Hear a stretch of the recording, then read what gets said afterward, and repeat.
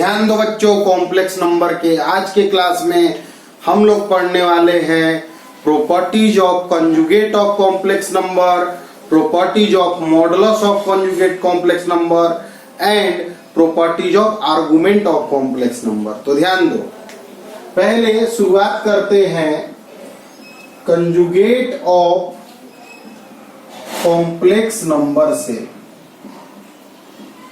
ध्यान दो बच्चों कि एक आर्गेंड प्लेन है, आर्गेंड प्लेन या कॉम्प्लेक्स प्लेन में दो परपेंडिकुलर एक्सिस होता है, एक रियल एक्सिस होता है बच्चों और एक इमेजिनरी एक्सिस होता है।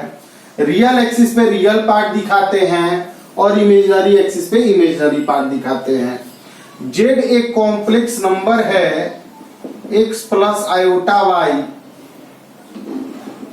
तो इसे हम x बोलते हैं, y कहते हैं। रियल एक्सिस के रिस्पेक्ट में जो मिरर इमेज यहां बनता है z बार, इसे ही हम कंजुगेट ऑफ कॉम्प्लेक्स नंबर बोलते हैं।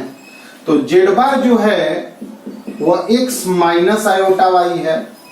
तो z अगर एक कॉम्प्लेक्स नंबर है x प्लस आयोटा y, तो इसका कंजुगेट जो होगा z बार वह x माइनस आयोटा y होगा। ठीक है बच्चों, इसमें पहला पार्ट यह है कि conjugate of complex number, conjugate of complex number is mirror image, प्रतिबिंब जो है, प्रतिबिंब है, कंजुगेट जो है कॉम्प्लेक्स नंबर का प्रतिबिंब है। Mirror image of complex number with respect to real axis. ठीक है बच्चों, अब यहां पे जेड बार पे बार, मतलब उल्टा का उल्टा, तो फिर सीधा हो जाएगा। मतलब इसका इमेज यह लिए फिर इसका इमेज लोगे तो फिर वही आ जाएगा। तो कंजुगेट का कंजुगेट फिर लोगे तो वही मिल जाएगा। दूसरा पार्ट है बच्चों कि Z1 प्लस Z2 पे बार रहेगा, तो Z1 बार प्लस Z2 बार हो जाएगा। Z1 माइनस Z2 पे बार रहेगा। अगर मतलब दो कॉम्प्लेक्स नंबर घटाने के बाद कंजुगेट करो या कंजुगेट करने के बाद घटाओ, कोई फर्क नहीं पड़ेगा। Z1 इंटू Z2 पे बार करो या Z1 बार इंटू Z2 बार करो, कोई फर्क नहीं पड़ने वाला है। Z1 बाई Z2 टोटल पे बार करो या Z1 बार बाई Z2 बार करो, कोई फर्क नहीं पड़ने वाला है। Z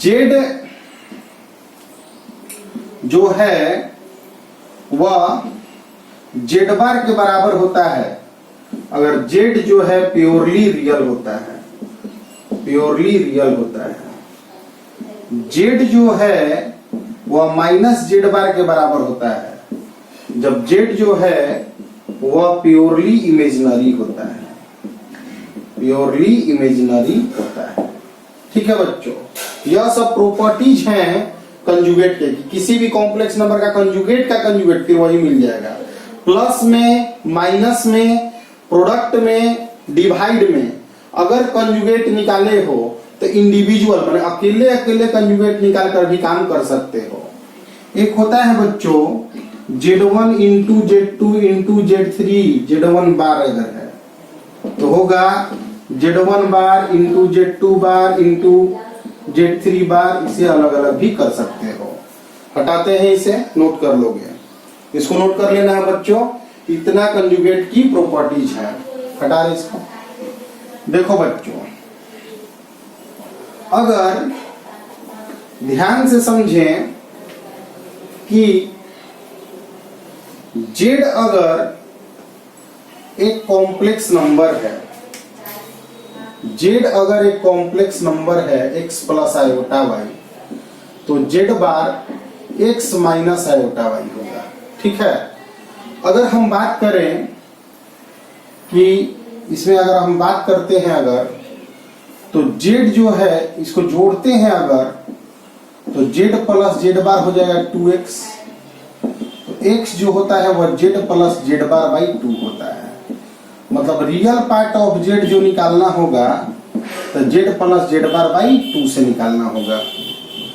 z माइनस z बार करोगे तो 2 आयोटा y आएगा। तो आयोटा बराबर हो जाएगा z minus z bar by 2 iota होगा। यानी इमेजिनरी पार्ट ऑफ z होता है z minus z bar by 2 iota.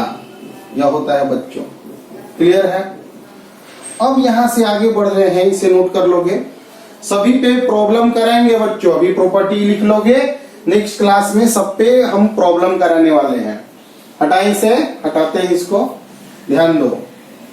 मान लो बच्चों, मान लो कि अगर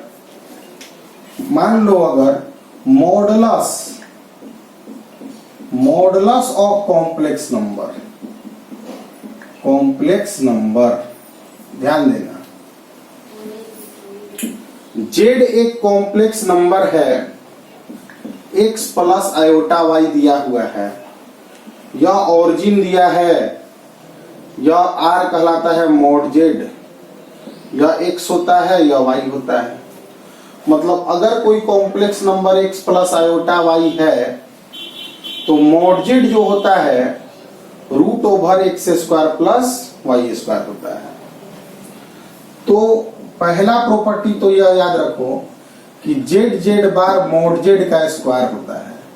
यह बहुत ही इंपॉर्टेंट प्रॉपर्टी है, बाद में हम इसको इस पे प्रॉब्लम करेंगे तो समझोगे। z बार मॉड z का स्क्वायर होता है, मल्टीप्लाई करके देख सकते हो। z1 इंटू z2 का मॉड है तो mod z1 into mod z2 भी होगा, ठीक है। z1 बाई z2 का मॉड है अगर, तो mod z1 by mod z2 होगा। z1 into z2 into z3 zn का मॉड है अगर, तो mod z1 mod z2 mod z3 mod zn होगा। अगर z z z z n z हो तो mod z mod z mod z n times होगा। तो z to the power mod z to the power z के power n का mod अगर होगा तो मॉड z के पावर n होगा। यह प्रॉपर्टी बच्चों ध्यान रखना। अब एक इंपॉर्टेंट बात यह है कि z1 प्लस z2 का मॉड जो होता है वह बराबर नहीं होता है generally mod z1 plus mod z2 के। मैंने प्लस या माइनस में डायरेक्ट बराबर हमारा नहीं होता है। स्पेशल केस में बराबर हो सकता है, जो आगे डिस्कस करेंगे। जनरली इन जनरल दोनों दो कॉम्प्लेक्स नंबर का ऐड करने के बाद या सब्सट्रैक्ट करने के बाद मॉड लगाते हो और अलग अलग मॉड लगाते हो तो यह बराबर नहीं होता है। यह बहुत इंपॉर्टेंट बात है। z1 का मॉड प्लस z2 का मॉड इंडिविजुअल मॉड बड़ा या बराबर होता है z1 प्लस z2 के मॉड के। ये भी बहुत इंपॉर्टेंट प्रॉपर्टीज है, आगे बाद में प्रूफ के साथ इसको आगे समझाएंगे। इसको बच्चों इतना मॉडुलस ऑफ कॉम्प्लेक्स नंबर के इन प्रॉपर्टीज को नोट कर लोगे, ठीक है। आगे बढ़ते हैं। अगर इसको आगे दिखाना हो अगर तुम्हें तो देखो z1 एक कॉम्प्लेक्स नंबर है r1 e to the power iota theta 1, z2 है तो r2 e to the power iota theta 2, z1 into z2 रहेगा तो r1 r2 e to the power iota theta 1 plus theta 2 हो जाएगा। Product होगा, यहाँ पे बेस सेम है तो पावर जुड़ जाएगा। तो मोड z1 z2 क्या आया r1 r2, यही ना मोड होता है। तो मोड क्या आया r1 क्या है मोड z1 है, r2 क्या है मोड z2 है। डिवाइड होगा तो उसी तरह से होगा, ठीक है बच्चों। हटाते हैं इसको, नोट कर लोगे। देखो ध्यान, देखो बच्चों, argument of complex number, argument of complex number, ध्यान दो। एक कॉम्प्लेक्स नंबर है जेड, वो ऑरिजिन से जितना डिस्टेंस पे है उसे आर मॉड जेड कहते हैं। कॉम्प्लेक्स नंबर और ऑरिजिन को मिलाने वाला लाइन रियल एक्सिस के साथ जो स्मॉलेस्ट एंगल बनाता है थीटा, इसे हम आर्गुमेंट जेड बोलते हैं। ठीक है, जेड बराबर एक्स प्लस आयोटा वाई अगर है, R E to the power iota theta या R cos theta plus iota sine theta भी लिखा जाता है, तो आर मॉड जेड रिप्रेजेंट करता है और थीटा आर्गुमेंट जेड रिप्रेजेंट करता है। ठीक है बच्चों, तो Z1 एक कॉम्प्लेक्स नंबर है R1 e to the power iota theta 1, इसका मतलब मोड Z1 तो R1 है और आर्गुमेंट Z1 जो है थीटा 1 है। Z2 बराबर दिया है R2 e to the power iota theta 2, तो मोड Z2 तो R2 है और आर्गुमेंट Z2 जो है थीटा 2 है। Z1 इंटू Z2 किए अगर, तो R1 R2 e to the power iota theta 1 e to the power iota theta 2, R1 R2 e to the power iota theta 1 plus theta 2। तो argument Z1 Z2 जो आया वो क्या आया, तो थीटा 1 प्लस थीटा 2। क्या मिला बच्चों, थीटा 1 प्लस थीटा 2। आयोटा के साथ जो मल्टीप्लाई होता है वही ना आर्गुमेंट होता है, और थीटा 1 किसका आर्गुमेंट है, तो आर्गुमेंट Z1 है प्लस आर्गुमेंट Z2 है। बहुत स्टार प्रॉपर्टी है यह। ठीक है, डिवाइड कर देते तो माइनस आ जाता, यानी आर्गुमेंट Z1 बाई Z2 होता तो argument Z1 minus argument Z2 होता। आर्गुमेंट की यह दोनों इंपॉर्टेंट प्रॉपर्टीज हैं। ठीक है, और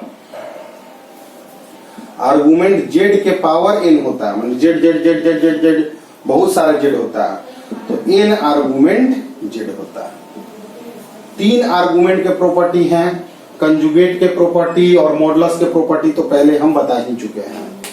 ठीक है बच्चों, इसको हटाते हैं, नोट कर लोगे। आर्गुमेंट सब पे क्वेश्चन कराएंगे तो समझ में आएगा पहले आर्गुमेंट क्या है, मॉडुलस क्या है, कंजुगेट क्या है। जब दो चीज का प्रोडक्ट का आर्गुमेंट निकालना है तो अलग अलग निकाल के जोड़ दो, दो चीज के डिवाइड का आर्गुमेंट निकालना है तो अलग अलग निकाल कर घटा दो, ऐसे करके बना सकते हो। क्लियर है बच्चों, हटाएं से नोट करते जाना है, नोट करते जाओगे सब कुछ समझते जाओगे। एनसीईआरटी बहुत ज्यादा रेंज तक का कॉम्प्लेक्स नंबर नहीं दिया हुआ है बच्चों, जितना हम तुम लोग को बता चुके हैं अभी तक। ध्यान दो, देखो मान लो अगर जेड यहां है तो जेड बार यहां है, ठीक है, माइनस जेड यहां है, यह एक्स प्लस आयोटा वाई है तो माइनस जेड मतलब माइनस एक्स माइनस आयोटा, यह हो गया माइनस जेड बार। ठीक, तो जेड का मोड लो या जेड बार का मोड लो या माइनस जेड का मोड लो या माइनस जेड बार का मोड लो, सब बराबर आएगा। सबका ऑरिजिन से डिस्टेंस क्या होता है, बराबर होता है। सबका ऑरिजिन से डिस्टेंस क्या होता है, बराबर होता है। और यह अगर आर है तो ये भी आर होगा, यह अगर थीटा है तो यह माइनस थीटा होगा। तो जेड अगर r E to the power iota theta लिखा हुआ है तो जेड बार जो होगा आर ही रहेगा, लेकिन थीटा की जगह माइनस थीटा हो जाएगा। यह बहुत इंपॉर्टेंट बात बताए हैं बच्चों। जेड जो है R E to the power iota theta होगा तो Z bar R E to the power minus iota theta होगा। ठीक है, बहुत इंपॉर्टेंट बात बताए हैं, ध्यान रखना। यह सब चीज मन में दिमाग में बात रखना है बच्चों।